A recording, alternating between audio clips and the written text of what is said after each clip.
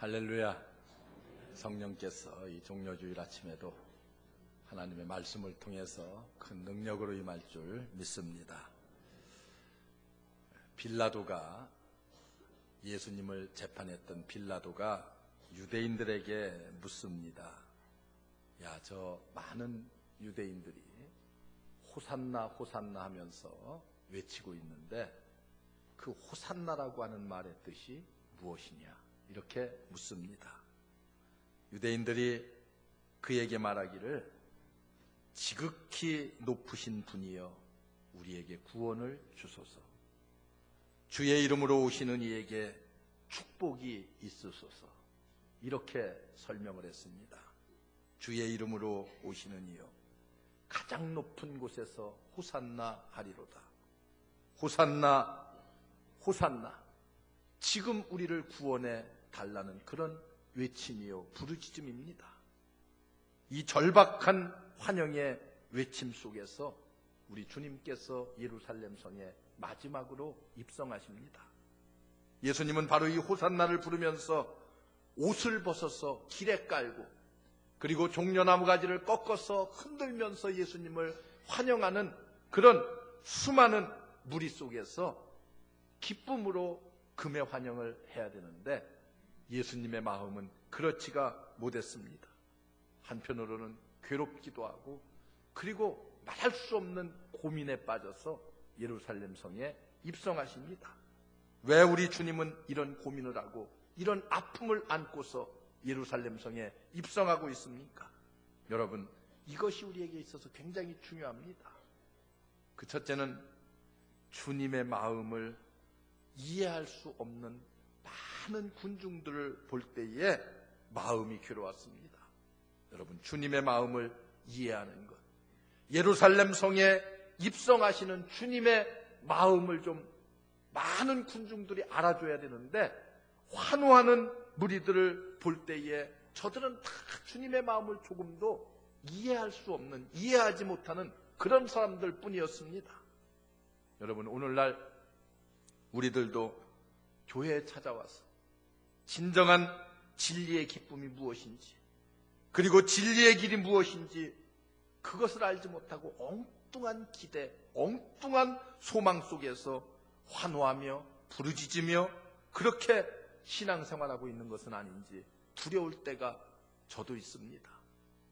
여러분들은 어떠한지 모르겠어요. 여러분, 여기 환호하는 무리들도 주님을 어떤 마음으로 받아들였습니까? 그들이 원하는 메시아. 여러분, 그들이 원하는 메시아가 누구입니까?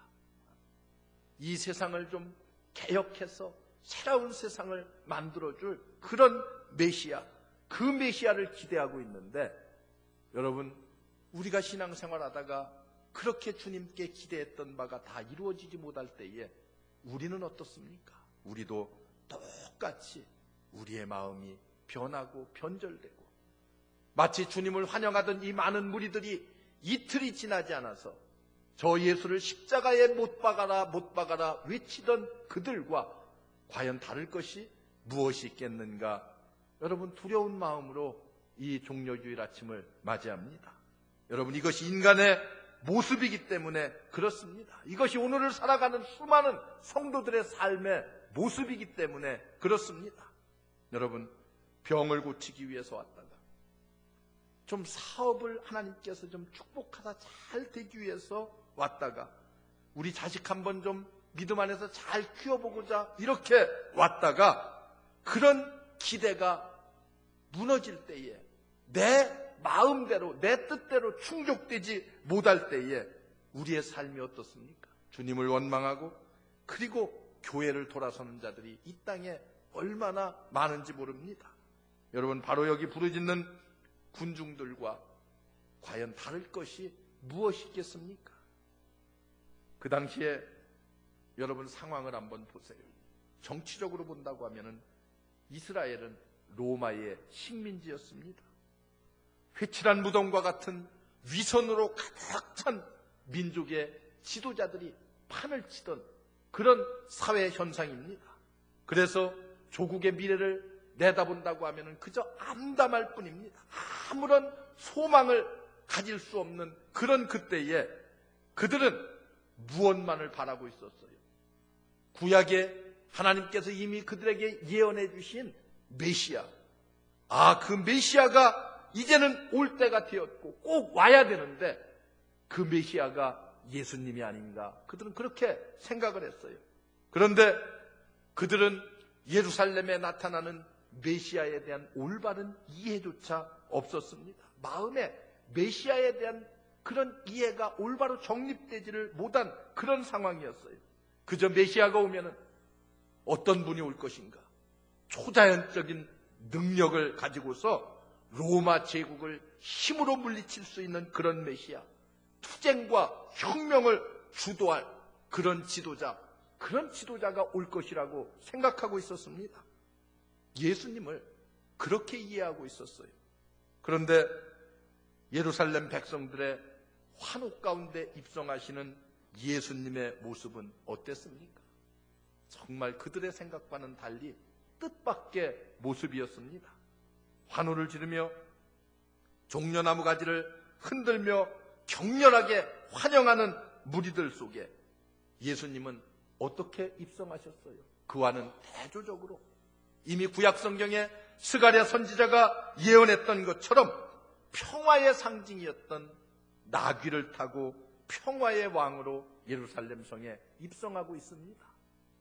여러분, 말이라고 하는 것은 주로 어떤 때 사용되었습니까? 전쟁터에서 사용되던 짐승입니다. 그런데 나귀는 어떤 짐승이에요? 평화를 상징하는 짐승입니다. 예수님은 투쟁과 혁명을 내세워 승리하는 개선장군으로 입성하시는 것이 아니라 평화를 주시러 이 땅에 평화의 왕으로 입성하고 오고 계십니다. 바로 이런 예수님의 마음을 전혀 깨닫지도 못하고 이해하지도 못하고 알지도 못하는 그 수많은 군중들을 예수님께서 바라볼 때에 우리 예수님의 마음이 얼마나 괴로웠겠는가. 여러분, 우리가 생각할 수 있잖아요. 우리는 과거 역사 속에서 수많은 화려하고 장엄한 입성들을 보았습니다. 백마를 타고 유럽 각 도시에 입성하는 나폴레옹의 입성을 우리가 기억합니다. 그의 입성이라고 하는 것은 평화가 아니라 공포와 죽음을 가져다 주었습니다. 여러분, 히틀러의 기갑사단을 앞세우고 나타난 파리의 입성이라고 하는 것은 파리를 사륙의 도가니로 몰아넣는 전주극이었던 것을 우리는 깨달아 보아서 알 수가 있습니다. 6.25 탱크 부대를 앞세운 공산당의 서울 입성도 마찬가지입니다. 학살과 말할 수 없는 고통과 아픔을 가져다 주었을 뿐입니다. 여러분, 이 세대의 절망과 공포를 해결할 수 있는 길이 어디에 있습니까? 무기를 많이 만들어서 위대한 정치 지도자들이 이 땅에 나타나서 이러한 모든 문제들을 해결할 것이라고 생각합니까? 여러분, 성경은 우리에게 분명히 가르쳐주고 있습니다. 오로지 평화와 나귀를 타고 입성하시는 예수 그리스도, 그분밖에는 우리를 구원할 길이 없다고 하는, 여러분, 우리를 구원해 줄 방도가 없다고 하는 것을 성경은 우리에게 분명하고 명확하게 가르쳐주고 있습니다. 여러분, 골로새서 1장 20절에 보면은 그의 십자가의 피로 화평을 이루었다고 그랬어요. 우리와 하나님과 온 세상에 화평을 이룰 수 있는 길은 무기가 아니고 정치 지도자가 아니고 여러분, 예수 그리스도, 그분이 오셔서 십자가를 지심으로 말미암아 화평을 이루었다고 성경은 그렇게 말씀하고 있습니다. 평화의 주님으로 이 땅에 오셨어요. 요한복음 14장에 보면은 내가 평안을 너희에게 끼치노니 곧 나의 평안을 너희에게 주노라. 내가 너희에게 주는 것은 세상이 주는 것과 같지 아니하니 너희는 마음의 근심도 말고 두려워하지도 말라. 이렇게 말씀해요. 우리 예수님은 십자가를 지기 바로 직전에 제자들을 향해서 내가 너희에게 평안을 주노라. 내가 주는 평안은 세상 것과 같지 않다. 너는 두려워하지도 말고 그리고 근심하지도 말라. 이렇게 우리에게 말씀하고 있습니다. 여러분, 이런 평화의 주님을 군중들이 이해해야 되는데 이 군중들 속에서 주님의 마음을 전혀 이해하지 못하는 그들을 볼 때에 주님의 마음이 얼마나 괴로웠겠어요. 여러분, 오늘 우리도 주님을 더욱 괴롭게 하는, 주님의 마음을 아프게 하는, 여러분, 그런 힘들게 하는 삶을 우리가 살고 있지는 않습니까? 우리는 어떤 삶을 살아야 돼? 먼저 우리는 주님의 마음을 깊이 깨닫고 이해할 수가 있어야 됩니다. 그러기 위해서 우리는 주님의 고난에 동참해야만 합니다. 여러분, 이 한 주간 고난주간을 맞이해서 주님의 고난에 조금이라도 우리가 함께 동참함으로 주님의 마음을 이해하고 주님의 마음을 깨달을 수 있는 여러분들 되시기를 주의 이름으로 축원합니다. 종려주의를 맞이하는 우리들은 예루살렘에 살던 백성들과 같이 예수님을 어떤 분으로 영접하느냐 하는 것이 굉장히 소중합니다. 오늘 우리는 나 개인이나 내 가정에, 그리고 우리 교회에, 그리고 이 민족을 위해서도 평화의 나귀를 타고 입성하시는 그 예수 그리스도, 그분을 영접해야만 합니다. 여러분, 겸손하시어서 멍에를 매는 짐승 나귀를 타고 예루살렘 성에 입성하셨던 그 예수 그리스도, 그분을 여러분들의 마음속에